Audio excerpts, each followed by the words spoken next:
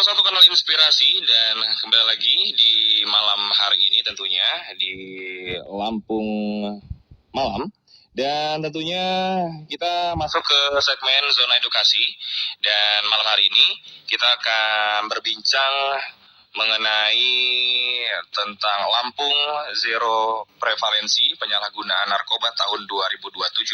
Dan kita sudah terhubung dengan Kepala BNN Provinsi Lampung, yaitu Brigadir Jenderal Polisi Dr. Andes Edi Suasono MM. Kalau gitu kita sapa dulu malam hari ini. Halo, selamat malam Pak Edi. Selamat malam. Selamat malam. Bagaimana kabarnya Pak malam ini Pak? Alhamdulillah sehat. Sehat ya Pak ya? Tidak ada kendala satu apapun ya Pak? Alhamdulillah. Alhamdulillah. Pak Edi, kita akan berbincang tentang Lampung Zero Prevalensi Penyalahgunaan Narkoba tahun 2027. Ya. Nah, itu mungkin bisa Pak Edi jelaskan maksud dari kalimat ini. Mungkin ada pendengar yang masih bingung maksudnya seperti apa. Mungkin bisa dijelaskan Pak. Oke, terima kasih. Ya. Assalamualaikum warahmatullahi wabarakatuh para pendengar Pro 1 FM. Jadi mungkin sedikit kami berikan ilustrasi tentang strategi target kami menuju Provinsi Lampung 2027 Zero Prevalensi. Nah, prevalensi adalah definisi dari penyalahgunaan narkoba. Jadi berdasarkan hasil penelitian Badan Narkotika Nasional RI yang bekerjasama dengan LIPI pada tahun 2018-2019, angka prevalensi yaitu angka masyarakat kita, masyarakat Lampung yang terpapar narkoba dengan kriteria sekali pakai, rekreasional dan kondisi etik, itu di angka 0,90% dari jumlah penduduk Lampung. Jadi kalau dikuantitatifkan ada 31.811 warga Lampung yang terpapar narkoba. Nah, ini yang disebut dengan angka prevalensi. Nah, pada saat ini Lampung bukan hanya sebatas dari saat ini Lampung bukan sebatas menjadi marketing saja atau tempat permintaan barang narkotika, tapi secara geografis Provinsi Lampung menjadi tempat yang secara geografis menjadi tempat transit ya, distribusi peredaran narkotika yang melalui Sumatera ke Jawa. Dan kita bisa prediksi bahwa Lampung ini menjadi penyangga utama dari keberhasilan Lampung, juga menjadi salah satu mengintercept, Lampung bisa menjadi salah satu mengeliminir peredaran narkotika atau narkoba terutama di wilayah Provinsi Jawa. Nah, kembali masalah strategi. Jadi selama ini secara global, secara umum pencegahan dan pemberantasan narkoba itu sama dengan hukum dagang. Ada suplai dan ada demand. Siapa suplai itu? Suplai adalah mereka-mereka yang para bandar dan pengedar yang selama ini yang secara ilegal dia menyiapkan dan menyediakan narkotika atau narkoba tersebut. Dan siapa demandnya? Demandnya adalah mereka penyalahguna atau prevalensi ini. Nah, saya sedikit akan bercerita bahwa saat ini Provinsi Lampung atau kita semuanya lebih care kepada supply. Kenapa begitu? Jadi fakta menyebutkan bahwa tingkat hunian lembaga pemasyarakatan di Provinsi Lampung itu 70% adalah tersangka narkoba. Mulai dari bandar, pengedar, sampai ada sebagian kecil penyalahguna. Nah, ini fakta dan bukti menyebutkan bahwa APH, para penegakan hukum, dalam memberantas supply, ya, definisi supply tadi kan bandar dan pengedar ya, sudah sangat efektif dan efisien. Kenapa? Dengan banyak para tersangka masuk di lapas. Namun jadi pertanyaan, apakah dengan banyaknya bandar dan pengedar masuk di penjara kemudian mengurangi atau menurunkan angka penyalahguna, angka prevalensi? Hasil penelitian terakhir tahun 2020 justru kita malah menunjukkan peningkatan 0,090%. Jadi kenaikan ada sekitar hampir 1.000 warga baru yang terpapar narkoba. Nah, setelah kita evaluasi lebih dalam, kenapa bisa begitu? Nah, inilah kembali pada hukum pasar berjalan. Kita selama ini belum ada balancing atau keseimbangan pengelolaan atau pencegahan dan pemberantasan antara suplai dan demand. Ya, kita selama ini sibuk pada suplai saja. Tapi sementara yang demand, siapa demand? Prevalence yang 31.811 ini tidak pernah kita maintenance, tidak pernah kita perhatikan.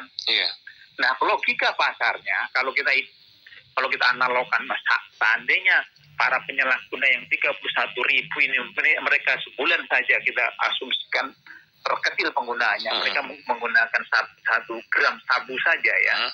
Jadi permintaan sebulan di Provinsi Lampung itu apa? 31.811 gram. Wow. Atau kalau kita kilokan menjadi 31.811. Padahal kalau kita kuantitaskan dari segi kerugian materi, sekarang tuh harga narkotika di peredaran narkotika di Lampung itu terutama jenis sabu itu per gramnya sudah 1 juta. Wah. Jadi kita bisa bayangkan setiap Lampung, korban narkoba Lampung itu harus membelanjakan 31,8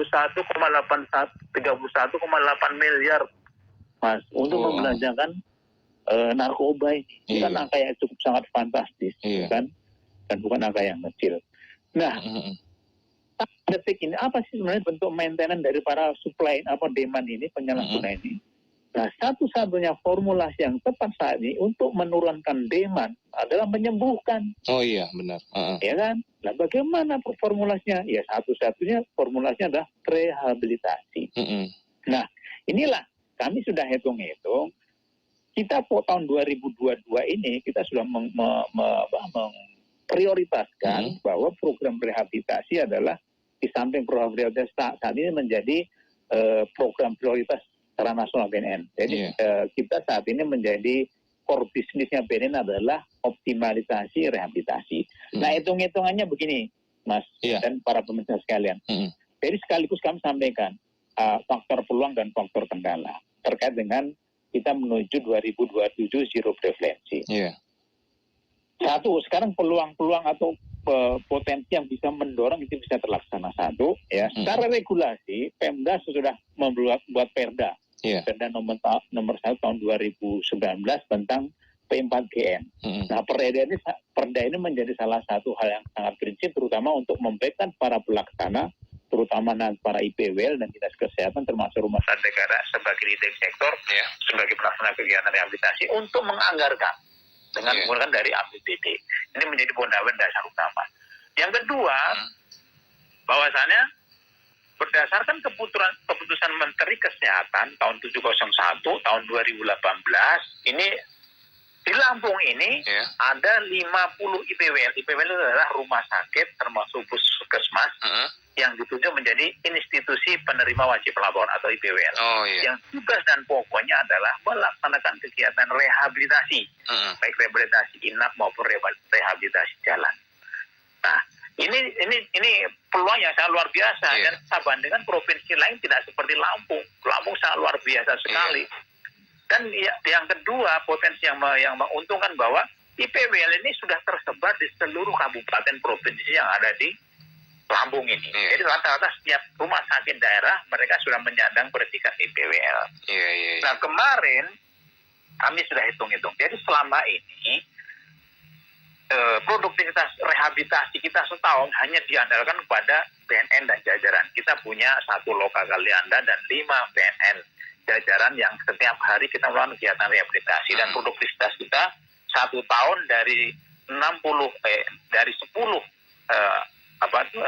IPWL juga, namanya juga IPWL atau klinik di BNN, itu kita baru bersama lokal Kalianda kita lebih kurang baru mampu merehab sekitar 1.000 orang per tahun. Per tahun. Nah, kami kemarin sudah hitung-hitung ya. Kalau seandainya 50 IPWL ini mereka mampu menyiapkan dan mampu merehabilitasi setiap hari 20 orang saja, ya. Kami sudah hitung-hitung. Jadi setiap tahun 50 IPWL ini akan mampu merehabilitasi atau menyembuhkan pasien narkoba sekitar 6.000 satu tahun. Nah, kalau kita tambah dengan BNN berarti setiap tahun kita bisa mampu menyembuhkan 7.000 orang satu tahun. Nah, kan saat ini kita pasien kita adalah atau korban preferensi kita adalah 31.000, ya kan? Nah, 31.000 dibagi setiap tahun kita mampu menyembuhkan 7.000 orang, 31 dengan 7 ketemulah angka 5. Jadi asumsinya 5 tahun ke depan setiap tahun kita mampu menyembuhkan 7.000 orang. Asumsi kita 5 tahun ke depan di tahun 2027, insya Allah Provinsi Lampung zero prevalensi. Iya, benar. Zero preferensi itu zero penyalahguna ya, bukan Iya. zero, bukan beredar dalam narkoba. Iya. Minimal zero preferensi. Dan secara hukum pasar, ini juga bisa dirasakan bahwa kalau seandainya setiap tahun 7.000 orang kita sembuhkan, berarti setiap tahun 7 kilo permintaan akan sabu akan berkurang. Iya. Nah itu logika pasarnya begitu. Nah, apa persiapan yang sudah kita laksanakan? Sejak tahun 2019 kami sudah melakukan kapasitas building. Siapa kapasitas building? Para dokter dan psikolog yang akan kita plotting di rumah sakit. Jadi sudah 3 gelombang kita laksanakan kegiatan kapasitas building ini. Sudah tahun ketiga, ada sekitar 250 tenaga perawat dan dokter yang sudah kita siapkan dan ber-SNI untuk melakukan kegiatan serta bersertifikasi untuk kegiatan rehabilitasi. Dan mereka sudah kita sebar ke seluruh rumah sakit di PWL. Tapi kami sudah berkoordinasi. Iya, tapi Pak, kalau misalnya memang penyalahguna itu dia sebenarnya bisa sendiri untuk melaporkan dirinya gitu ke BNN. Iya. Saya ingin direhab gitu. Iya, nanti gini, larinya ke sana. Jadi prediksi kami kan kalau seandainya 20 orang tiap hari kita bisa rawat, maka 7.000 akan bisa kita sembuhkan 1 tahun. Tapi yang permasalahannya saat ini yang menjadi handicap atau menjadi hambatan utama, satu, masyarakat belum teredukasi dan paham. Ternyata penyalahguna itu adalah sebenarnya korban. Diatur dalam pasal 57 Undang-Undang Nomor 35. Iya. Bahwa penyalahguna itu adalah sebenarnya korban. Sehingga negara mempunyai kewajiban untuk merehabilitasi. Dan apabila para penyalahguna itu dengan sukarela datang ke BNN dan ke IPWL, ada 3 jaminan yang akan kita berikan. Satu, kita tidak pidanakan karena dia bukan tersangka narkoba. Yang kedua, akan kita proses rehab secara gratis. Identifikasinya kita rahasiakan. Nah, permasalahan sekarang masyarakat umum di Lampung belum tahu. Mereka terpersepsi bahwa penyalahguna juga tersangka, sehingga mereka ketakutan untuk melapor, takutnya malah ditangkap sekali. Iya, benar. Nah, pada peluang ini kami terima kasih dengan perusahaan BFN ini salah satu edukasi dan informasi kepada publik. Mulai hari ini jangan ada rasa takut. Anda penyalahguna adalah korban. Yang negara wajib untuk merehabilitasi. Betul. Gitu, Mas. Karena memang stigma masyarakat juga yang namanya pemakai narkoba atau penyalahguna narkoba dengan pengedar itu sama begitu, Pak. Betul. Dan akhirnya mereka pun segan untuk atau takut untuk melapor atau seperti apa. Tapi sebenarnya begini, Pak, kalau misalnya ada rekan kita tahu dia adalah pemakai narkoba gitu ya. Apakah kita sebenarnya bisa melaporkan tersebut ke BNN dan apakah identitas kita yang melapor ini akan dirahasiakan atau bagaimana, Pak? Oke. Sangat bisa sekali.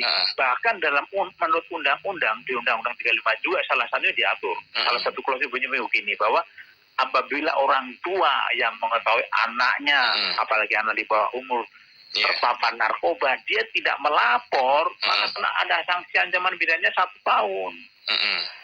Nah itu. Nah apalagi kalau kita misalnya kita lapor, wajib harus melaporkan dan akan kita lindungi, kita protek. Jangankan yang melapor, yang si korban aja kita lindungi kok, masalah identitas segala macam gitu loh. Dan memang masalah narkoba itu harus ada komitmen bersama untuk memberantas, karena sebenarnya prinsip narkoba itu ya sebenarnya gampang susah. Susahnya itu apa? Karena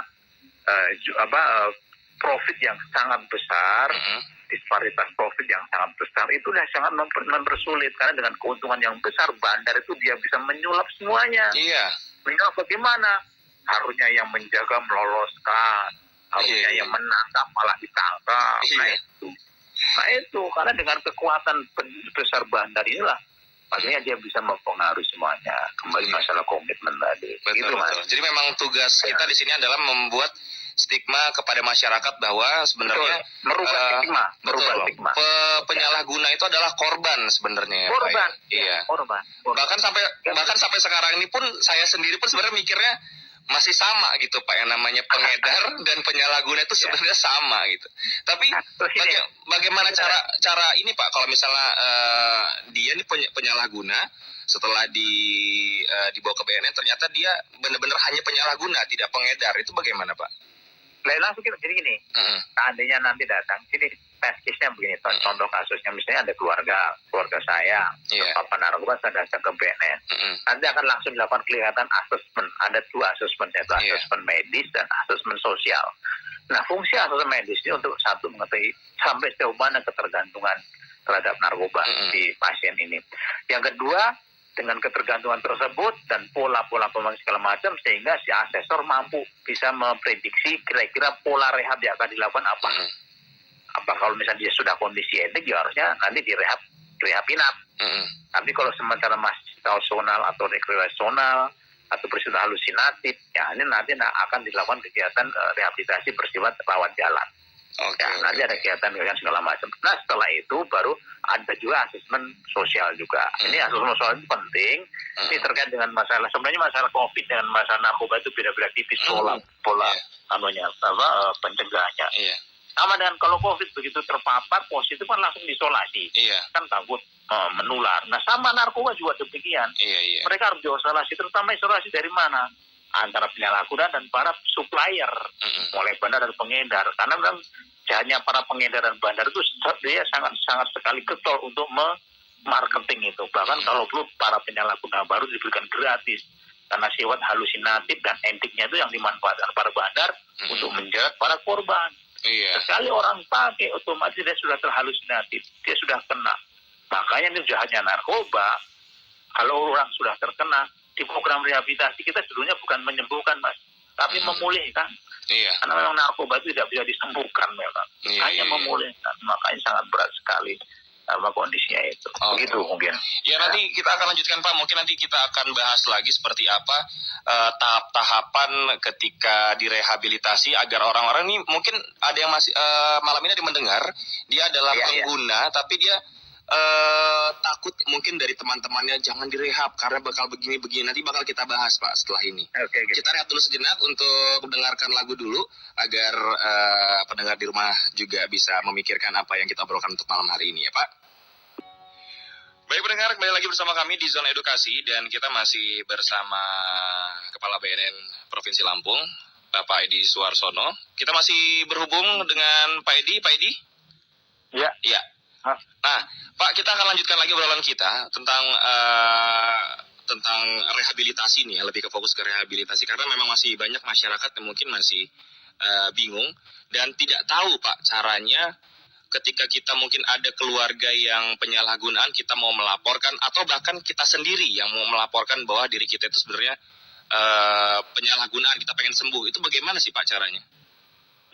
Jadi gini, kebetulan kita juga ada punya direktorat bidang pencegahan. Jadi memang kita maunya P2M ini tugasnya adalah membentuk satuan tugas atau relawan yang ada di mungkin di desa, termasuk di lembaga sekolah-sekolah, termasuk di instansi-instansi. Nanti memang cita-cita para relawan-relawan ini sebagai informan juga kita. Mereka juga bisa sekali bagaimana kalau misalnya ada masyarakat yang terpapar narkoba, apa yang harus dikerjakan dan apa yang harus dilakukan. Sebenarnya kalau misalnya masyarakat terpapar narkoba itu sangat simpel sekali lah. Datang saja ke kantor kami, BNNK maupun BNNP Provinsi Lampung, maka dalam seketika pasti akan langsung kita layani. Dari segi privatnya akan kita protek, langsung kita lakukan kegiatan asesmen segala macam. Gitu. Tidak ada prosedur yang berat-berat lah. Kita sangat welcome untuk itu. Nah, cuman ya itu yang jadi masalah itu karena ya itu tadi persepsi publik bahwa penyalahguna itu tersangka, makanya pasti ada ketakutan. Makanya kami berikan jaminan. BNN memberikan jaminan ya. 3 tadi. 1, kita tidak pidanakan bahwa kalian itu bukan tersangka, tapi bagian dari korban yang negara wajib untuk merehabilitasi. Yang kedua, program rehabilitasi gratis, dan yang ketiga adalah identitas kita rahasiakan. Namun ini sekelas info, sebenarnya kalau kondisi saat ini, kalau kita lihat perkembangannya, 5 tahun yang lalu dulu kan masih banyak seperti jenis narkotika, jenis heroin dan segala macam yang memang tingkat fatalitasnya sangat sangat sangat fatal ya. Alhamdulillah dalam prospek saat ini, alhamdulillah penyalahguna raya juga walaupun dalam tanda petik ilegal juga ya, tapi mereka sudah bisa memilih. Dan sekarang sudah tidak laku seperti kalau heroin, hasis segala macam itu tidak laku karena memang fatalitasnya sangat luar biasa. Dan proses rehabilitasi pun kalau dan kondisi narkoba yang model-model kayak gitu itu juga sangat susah dan sangat mahal karena mereka harus pakai cairan atau obat pengganti atau substitusi. Ya, kalau istilahnya ada cairan metadon lah gitu. Tapi kalau sekarang untuk metavitamin daripada narkotika itu sudah sebenarnya lebih gampang dan tidak perlu harus sebagai obat-obat substitusi untuk pengganti untuk menghilangkan halusinatifnya. Tapi memang juga ada yang bersifat untuk penghilang rasa sakit memang ada. Tapi yang jelas proses asesmen, proses rehabilitasi lebih diperbanyak pada konsultan psikologis itu yang lebih banyak. Dan apakah ada medis. Dan apakah ini Pak? Apakah setiap pengguna itu ada tingkatan-tingkatannya berbeda gitu untuk penanganannya? Apakah juga ketika di karantina apakah ada tingkatnya? Misalnya pengguna ini belum seberapa jadi hanya dirawat di rumah gitu atau gimana? Ada mungkin? Iya. Memang betul. Gitu. Dan nanti yang bisa menentukan itu makanya begitu datang asesmen medis kami akan melakukan asesor, akan melakukan investigasi termasuk ya wawancara lah kepada klien ini. Nah dari situ nanti akan ketahuan sampai sejauh mana sih tingkat ketergantungan yang bersangkutan itu. Apakah dia cuma baru pemula, apakah dia sudah dalam kondisi yang sudah edik atau kecanduan berat. Bahkan kalau kecanduan berat bisa mengarah kepada gangguan jiwa. Nanti larinya yang parah rata-rata dilarikan ke rumah sakit perumahan nyawa sana gitu kan. Atau di rumah sakit kalian. Ada memang itu Mas, ada kriterianya. Dan itulah yang menentukan asesmen medis. Nah makanya pada saat datang itu akan dilakukan asesmen medis untuk menentukan apakah pasien ini harus direhab inap atau rehab jalan. Itu. Iya. Tapi kalau untuk sejauh ini Pak, persentasenya lebih banyak yang mana Pak? Apakah langsung dirawat inap di sana atau untuk Lampung sendiri? Persentase yang ada selama ini kebanyakan rawat jalan. Rawat jalan. Ya. Iya. Nah kan ya tadi rupanya hasil penelitian terakhir juga jadi 70% para penyalahguna baru dia memperoleh narkotika itu dengan cara rata-rata dengan cara gratis. Terus yang kedua, dari mana dia memperoleh? Rata-rata dari hasil pertemanan. Nah, ini lingkungan pertemanan dan lingkungan sosial yang sangat berpengaruh. Itu yang sangat sulit. Inilah yang berpengaruh sehingga tingginya angka prosensi itu alhamdulillah rata-rata kalau kita bisa prosentase 60% tuh mungkin pengguna baru, mungkin yang sudah edik itu di angka antara 15 sampai 20%. Yang sudah harus kondisi rehab rawat inap itu gitu loh. Nah, kalau sebagai info nih Pak ya, BNNK dan IPWL itu ada di mana aja sih Pak untuk di Lampung? Kalau detailnya mungkin nanti saya sampaikan, tapi yang jelas IPWL itu di semua rumah sakit daerah itu adalah pelaksana IPWL. Pokoknya di setiap rumah sakit daerah di kabupaten itu. Terus kemudian sebagian di puskesmas. Kalau yang puskesmas kebanyakan satu di Lampung Tengah sama di Bandar Lampung. Ya. Seperti puskesmas Sukaraja itu termasuk IPWL. Terus ya ada beberapa puskesmas yang lain termasuk. Ini yang paling banyak di Lampung Tengah sama di Kota Bandar Lampung. Iya. Berarti yang jelas termasuk rumah sakit Bayangkara juga termasuk IPWL. Kalau yang di provinsi rumah sakit Abdul Muluk, ya kan. Terus yang pokoknya rumah sakit daerah di kabupaten kota itu. Iya. Berarti nggak mesti langsung ke BNN sebenarnya, ke rumah sakit pun yang sudah diberikan tadi itu bisa ya Pak ya? Bisa. Termasuk ini Mas, nanti prospek wacana kami ke depan, kalau ini semuanya sudah komitmen dan setelah melaksanakan kegiatan, jadi IPWL ini kita nanti akan perankan juga sebagai pelaksana eksekusi vonis rehabilitasi. Iya. Jadi begini ceritanya, nanti kan sekarang kan sudah dalam rangka untuk memproporsionalkan antara suplai dan demand. Artinya gini, nanti ke depan seluruh masyarakat yang terpapar narkoba ditangkap pada saat dia menggunakan, ya penyidik harus wajib meng-PAT ke kami. PAT itu asesmen terpadu kepada BNN. Apabila misalnya salah satu contoh ini ya, ada seseorang ditangkap sedang menggunakan narkotika, nah pada saat ditangkap dites urin positif, terus kemudian barang buktinya di bawah SEMA. SEMA itu surat edaran Mahkamah Agung. Itu menyebutkan bahwa kalau cuma di bawah 1 gram sabu, terus kemudian beberapa butir ekstasi, wajib untuk di PAT kepada BNN. Nah, apa fungsi PAT ini? Fungsi PAT adalah untuk mengecek dan mengasesmen hukum termasuk medis. Apakah yang tersangka ini penyalahguna ini dia posisinya benar-benar sebagai murni penyalahguna. Murni penyalahguna adalah kalau mereka hanya sebatas diajak atau mereka membeli karena sudah kondisi etik. Dan untuk kebutuhan dia sendiri. Itulah kriteria penyalahguna. Tapi kalau seandainya dia penyalahgunakan tapi ternyata dia juga berdagang narkotika, walaupun BP-nya cuma di bawah SEMA, cuma 1,5 gram saja, makanya wajib untuk dipidana dan tidak boleh direhab. Kalau dia bagian dari jaringan. Nah itu makanya itulah fungsinya agar nanti ke depan apa? Biar tidak salah tempat. Nah, salah tempatnya bagaimana? Jangan sampai nanti karena fakta juga ada ini kan 1-2 penyalahgunaan narkoba itu ternyata dia dimasukkan di lapas.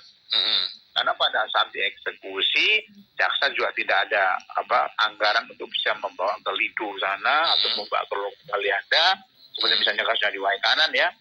Tapi dia terpaksa harus masukkan di lapas. Nah, masalah di lapas muncul permasalahan baru.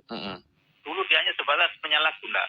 Dia hanya sebatas mengerti narkoba karena mungkin diajak temannya. Kemudian dia ditangkap. Masuk ke lapas. Lapas dia kumpul sama badan, kumpul sama pengedar. Sementara memang lapas memang didesain untuk dalam rangka untuk pemenjaraan. Biar orang kapok, ya kan? Dan tidak ada desain untuk rehabilitasi. Yang terjadi malah apa? Bukannya dia keluar dari penjara sembuh, tapi malah si kader malah jadi pengedar baru. Nah, itulah yang menjadi ekses dari hal itu. Makanya perlunya PAT agar memproporsionalkan murni penyalahguna. Dia memang divonis, tapi tidak ditempatkan di lapas. Kalau divonis dia ditempatkan di mana? Ke Loka Kalianda, untuk rehabilitasi. Tempat rehab ya. Nah, sekarang permasalahannya rekan-rekan jaksa juga kasihan. Negara belum menyiapkan anggaran untuk mengeksekusi misalnya harusnya di Waikanan sana. Ya kan? Misalnya harus dirawat di Kalianda. Kan tidak ada duit untuk itu, ya kan? Nanti kalau misalnya IPW ini sudah berjalan, sudah settle segala macam, misalnya IPW rumah sakit daerah Waikanan, dia bisa sebagai pelaksana eksekutor rehabilitasi yang sudah divonis oleh hakim. Itu. Nanti kan untuk efektivitas dan efisien sesuai dengan tujuan penegakan hukum. Itu ya. Oke, gitu Pak. Nah, terakhir mungkin Pak, pesan-pesan Bapak untuk masyarakat, khususnya di Lampung juga, bagaimanakah tentang kasus-kasus seperti ini? Bandar dengan penyalahgunaan ternyata itu berbeda. Sebenarnya mungkin ada yang ingin Bapak sampaikan pada masyarakat Lampung? Oke. Penegasan kami pada closing statement itu bahwa terhadap bandar apapun model posisi termasuk sampai pada dengan pengedar ini adalah para biangkerok peredaran narkoba ini tidak ada kata lain untuk diberantas benar dan mereka harus dipidanakan dan memang negara juga sudah menyiapkan regulasi untuk bikin kapu kita backup nanti dengan TPPU tindak pidana pencucian uang agar memiskinkan mereka dan dia tidak berdagang lagi. Nah, terhadap para penyalahguna kita akan perankan mereka sebenarnya adalah bahwa mereka adalah korban. Sehingga dengan muncul dia sebagai bagian dari korban, maka ada keberanian untuk melapor dan untuk mengatakan tidak terhadap narkoba. Nah, pada kesempatan ini, yang bagi ini juga ini sekaligus informasi kepada publik. Kami berharap mulai dari saat ini, satu, hilangkan rasa takut, bahwa kalau Anda penyalahguna itu Anda bukan tersangka, tapi Anda adalah pasien. Yang negara akan wajib memberikan perlindungan berupa rehabilitasi. Apabila dengan volunteer sukarela Anda datang, atau Anda tahu keluarga Anda terpapar narkoba, ada keinginan untuk berobat atau sembuh, silakan datang ke BNN dan jajaran termasuk IPWL. Ada 3 jaminan yang kita berikan. 1, kita tidak pidanakan bahwa kalian adalah korban. Yang kedua, rehabilitasinya secara gratis. dan identitasnya dirahasiakan. Rahasiakan. Begitu aja. Oke, terima kasih Pak Edi Oke. telah ya. membuka pencerahan Baik. untuk kita, termasuk saya juga. Akhirnya kita paham penyalahguna itu adalah korban, ya.